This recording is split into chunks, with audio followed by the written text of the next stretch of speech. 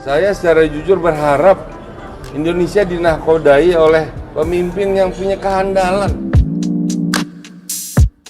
Nah, tadi saya kira kita bisa membaca lah, ya, secara jujur, secara objektif. Saya melihat figur itu ada di Pak Prabowo.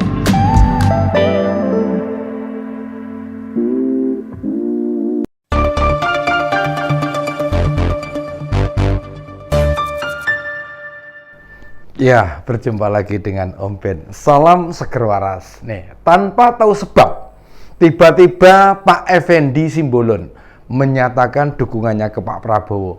Padahal jelas-jelas loh, PDIP itu sudah memutuskan Pak Ganjar sebagai capresnya. Sayangnya, ketika coba digali, apakah Pak Effendi masih jadi caleg di pemilu nanti? Kok kebetulan tidak ada info tentang itu?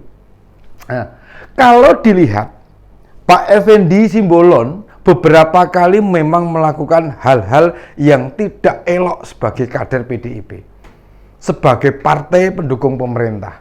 Akibatnya pernyataannya itu, dirinya dipanggil oleh DPP.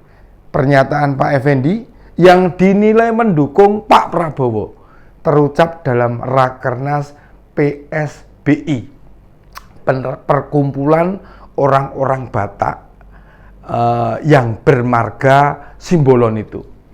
Kebetulan Pak Effendi sebagai ketuanya sejak tahun 2007. Nih, kata Pak Effendi, seyogianya yang bertarung sekarang itu ada Pak Prabowo, Prabowo yang setara. Kelasnya sama-sama. Jelas statement tersebut menganggap Pak Ganjar tidak setara dengan Pak Prabowo. Kalau Pak Anies itu sudah jelas, jauh kelasnya. Apa maksudnya dia mengatakan seperti itu? Sebagai salah satu kader paling senior ini, ya senior lah gitu aja. Mestinya Pak Effendi memberikan keteladanan atau contoh yang baik bagaimana menjaga marwah partai. Meski kalimat tersebut diucapkan tidak mengatasnamakan partai. Tapi siapa yang tahu? Siapa yang tahu organisasi lain yang melekat di Pak Effendi selain PDIP?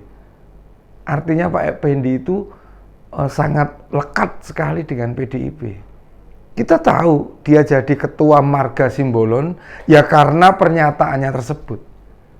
Kalau tidak keluar statement itu, kita nggak ada yang tahu. Apalagi di acara Rakernas marga Simbolon.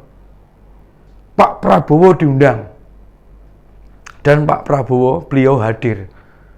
Urusannya apa coba? Urusannya apa Pak Prabowo Subianto? Seorang Menham, Ketua Umum Gerindra, tidak bermarga Batak, hadir di acara tersebut. Orang sulit tidak untuk mengkait-kaitkan ini loh di luar kepentingan Pilpres 2024. Jikapun harus mengundang seseorang capres, bukankah Pak Ganjar yang lebih layak? Atau Pak Effendi sedang mencoba melawan PDIP? Atau tes keberanian? Akankah Pak Effendi bakal kena sanksi pelanggaran berat?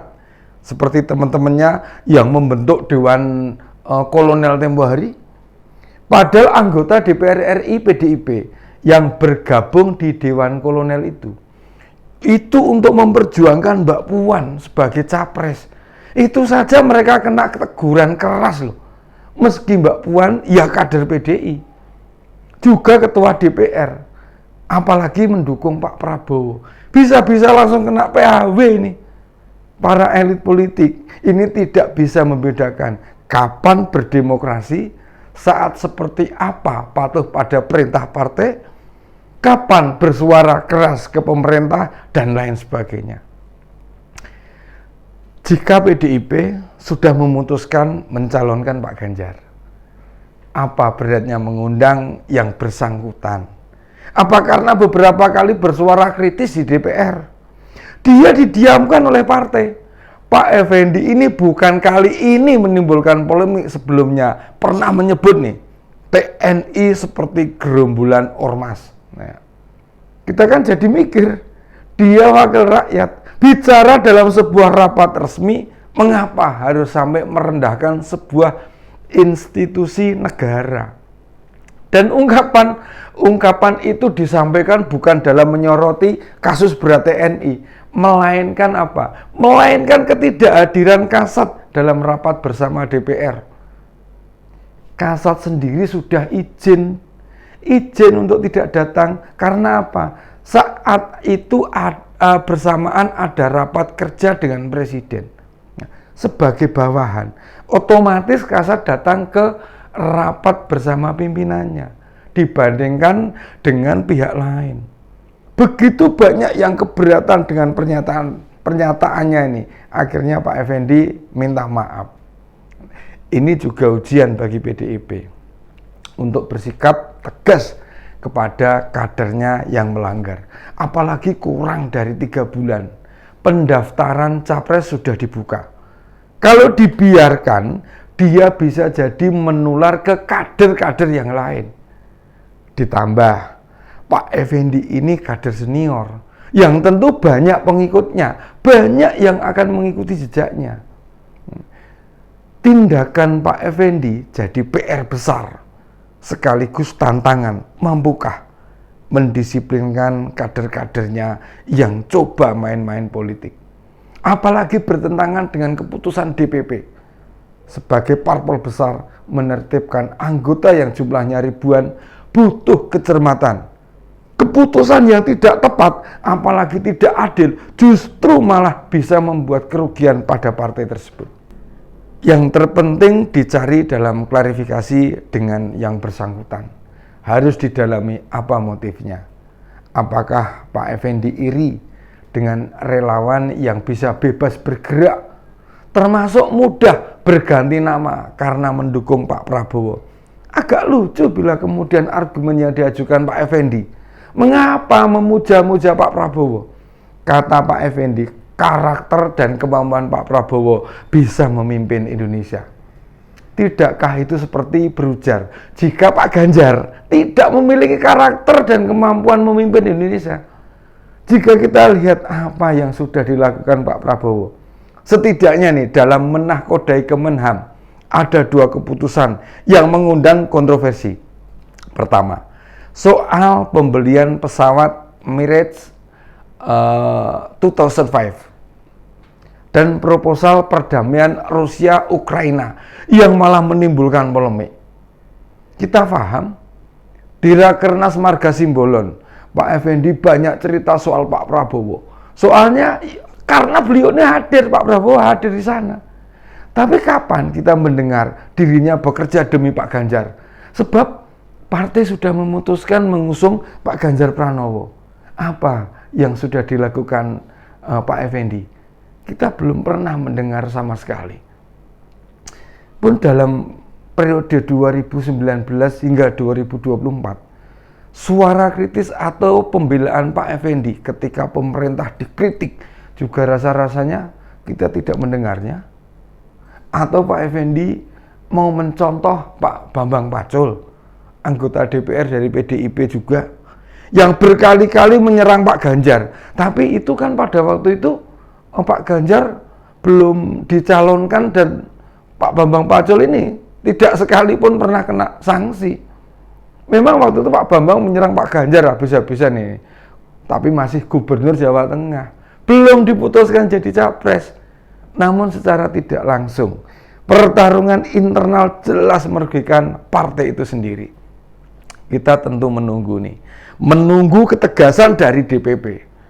Ketegasan dari DPP atas manuver yang dilakukan anggota Komisi 1 DPR RI, terlebih tindakan tersebut dilakukan jelang pendaftaran capres.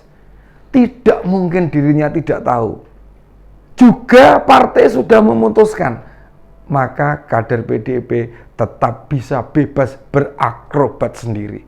Kalau dibiarkan liar begitu nih, bagaimana dengan target PDIP yang pengen hat-trick pemilu maupun hat-trick pilpres? Meragukan keputusan ketua umum, sama saja tidak menaruh hormat serta kepercayaan. Bukankah tindakan Pak Effendi sama dengan melawan keputusan partai? Akankah DPP menjatuhkan sanksi berat, dipecat misalnya, atau langsung dilakukan PAW, pergantian antar waktu? Makin mepet kontestasi Pilpres, bakal makin bertambah perilaku kader-kader partai yang aneh, terutama bila partai tidak melakukan tindakan tegas. Atau jika Pak Effendi Simbolon masih menjadi caleg, pencalonannya bakal ditarik kembali itu. Kadang memang para wakil rakyat jadi pemimpin sebuah organisasi ya demi kepentingan politik semata. Kapan kita pernah mendengar kiprah organisasi Marga Simbolon sebelumnya? Benarkah organisasi ini tidak dijadikan penopang bagi kepentingan Pak Effendi saja? Sebelum saya akhiri nih, mari kita doakan. Kemarin Pak Jokowi habis besuh Cak Nun yang sedang sakit di rumah sakit. Moga-moga Cak Nun lekas sembuh dan kembali beraktivitas seperti sedia kala. Amin. Demikian opini Om Ben kali ini. Salam seger waras.